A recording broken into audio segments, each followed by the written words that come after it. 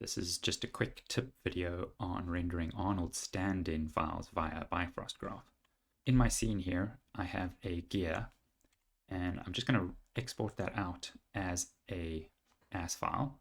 So I'm exporting the selected, and I'm just going to export a gear.as export selection.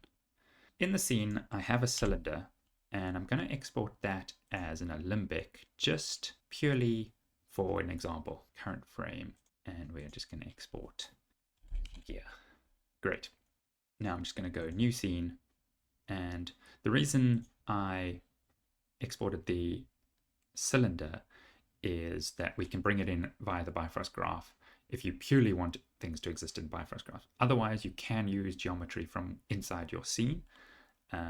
So in this example, what we could do is create another cylinder here, try and match the original size. So let's just create a gear, and I moved them up originally, so they were sitting on the, and then I scaled this one down a touch, and I scaled this out a touch, just so that we had a visual representation of that freeze transform. So you don't need the gear anymore. Create a graph and bring in the cylinder. Just we'll need that in a minute or two.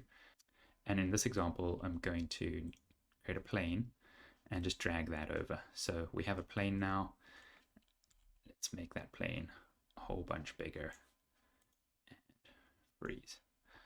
So super fast, I'm just going to scatter some points onto that, and I only want maybe 10, don't need a lot here. And I'm going to set the instance geometry. We're going to take the points into there.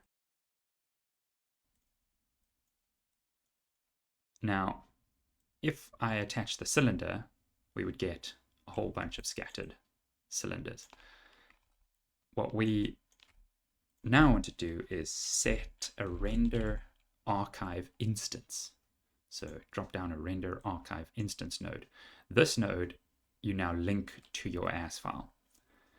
So now we will point to our gear AS file, and when I connect that to the instance, it is done. It will render in those locations. So let me just hide this cylinder and quickly make a skydome light and just pop open an IPR.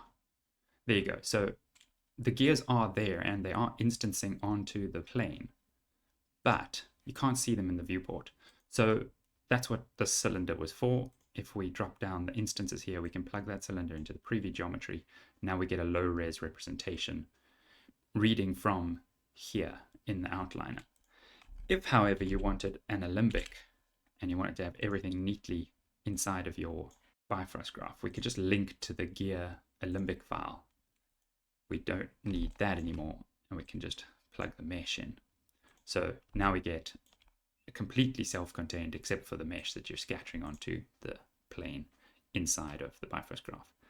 But when we render, we still get the AS files, which is a very convenient way to work. It means that you can have a fully shaded look dev complete asset and be scattering that asset onto your geometry in set dressing, for example, but not have any high-res geometry in your viewport here.